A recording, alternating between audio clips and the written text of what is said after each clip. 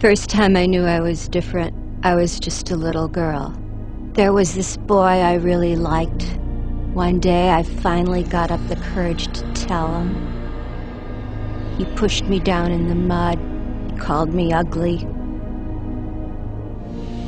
I've been alone ever since, always waiting and hoping for that certain someone to come my way. I remember right after college, all my friends with their perfect boyfriends and their society weddings. Every time one of those bitches got hitched, I'd freak.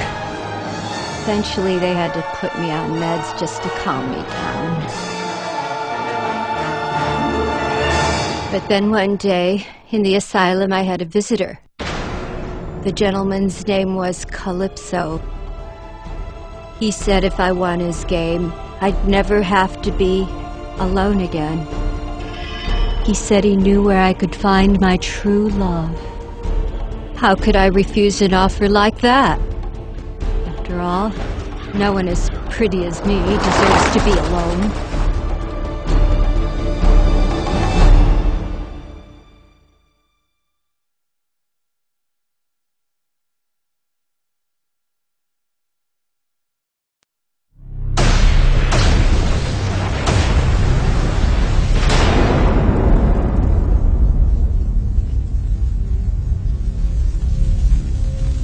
I was asleep for hours, dreaming about weddings. In fact, one very special wedding. I was one of the bridesmaids as usual. My friend Kristen, she was the one getting married. Can you believe what she did? She actually had the nerve to throw the bouquet to me, that little bitch. Looking back, I'm not sure it was such a good idea to come off my medication. Mary, Mary, quite contrary. You're just an ugly fat cow. I think that day, my heart just snapped in two, and I think my mind did the same. So I grabbed the closest thing I could find, and then I wasn't really sure what I did. If I wasn't going to have a man, then no one was. I dragged Kristen's fat, ugly body into one of the dressing rooms and bolted the door. Standing there in Kristen's dress, I realized I was the most beautiful bride I had ever seen. When I win this contest, Calypso will find me a man who thinks so too.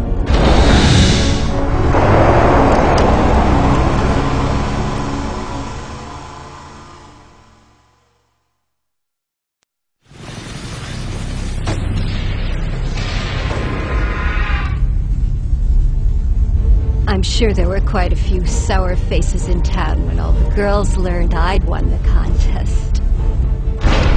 I demanded my prize from Calypso. I wanted to meet my true love. Calypso delivered. It was my darling, my sweetheart, and he was gorgeous. Calypso told me he had to make a few modifications, but what man doesn't need a little adjusting here and there? As he held me in his big, strong arms, he leaned in to whisper something in my ear. To this day, I still can't believe what he said. I will never love you. My God, I was so close. But this wasn't my true love at all.